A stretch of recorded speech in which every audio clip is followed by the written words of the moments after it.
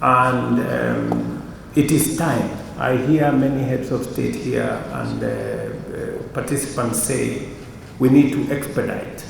We need to get a fit for purpose organization. So let me say 4 things. Number 1, inclusivity. The reason why I asked my fellow heads of state in Resolution 920 to provide for an ad hoc committee is so that it is not the champion's position alone. That whatever reform that I am pushing is the collective, inclusive. So the committee of the ad hoc committee is the Bureau of AU as is constituted, and another 5. So it was my position that to be able to move such a big process, you needed a wider participation of leaders. And that is why I didn't want it to be about the champion alone. That's why we said, let's create the ad hoc committee. Number 2, by way of inclusivity, again, it is the reason why I did recommend that we have a summit of heads of state where the only agenda item is reform, so that every head of state can bring their views and understanding and suggestions to the table. Because much as I have said in my statement, much as this process has a lot of technical issues, the whole process is political. The decisions have to be made at the highest political level possible. And that is the reason why I did recommend that we have a summit to discuss reform, because it is a heavy subject and it has been evading our decision for a long time. And I will still pursue, a standalone summit to discuss this reform and agree. And then finally, I know I've had a very robust contribution from the floor here.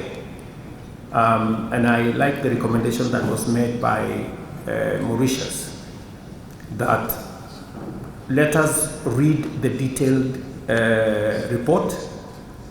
If you can, I would really appreciate if I can have written, submissions on ideas, on suggestions, on perspectives to the Secretariat at the AU, so that we can process these suggestions from different countries, so that by the time we get to February, we have a document that carries the input, of heads of state and different countries.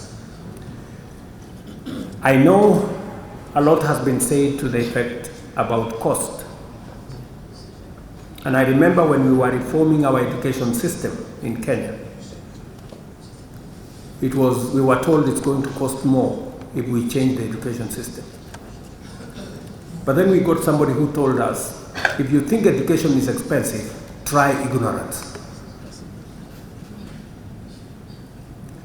So if we think the AU is expensive because we want to make it effective, then let us have a non-effective union. It will cost us more than the money that we are talking about.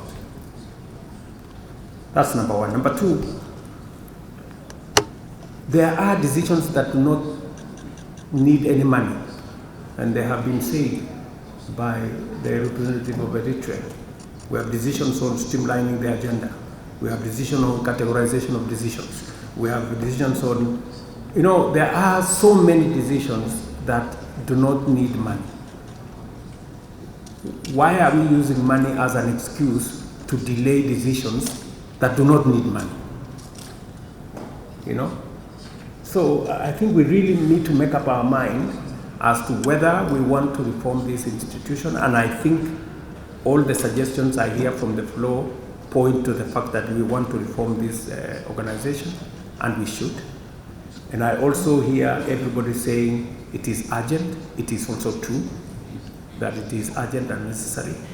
So I think we should take this through.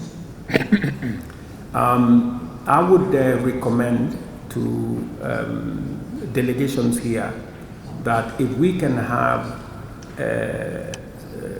substantive suggestions, recommendations on the different aspects. We have eight aspects there, so that we can process them. And just to allay the fears of maybe some delegations that maybe this document was arrived at without proper expertise being brought on board, I want to assure you that we brought in the best expertise.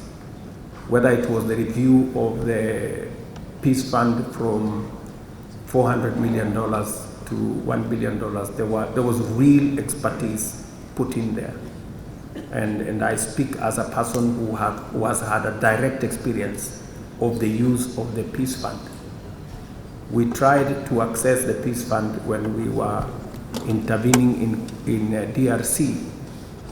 We could only get $1 million while we were spending 70, 80, $100 million. So I think we really need to be pragmatic, and we will avail all the reasonings that went into the recommendations that were made. So again, let me encourage all of us here that this reform is doable, and it is possible for us to reform. It's possible to have an effective Africa Union, and it is necessary, and it's an imperative, and we can do it in the shortest time possible, while carrying everybody on board. Again, the recommendations and the report is with you. If we can have feedback earlier than maybe by December, then we can process it to the experts and prepare a comprehensive report that will then be tabled in February. With those many remarks, I want to thank each and every delegation that has made interventions here. I think the candor and the forthrightness that this has been made is in good faith, and we will take it very positively that the recommendations were made in the interest of making our organization better going into the future.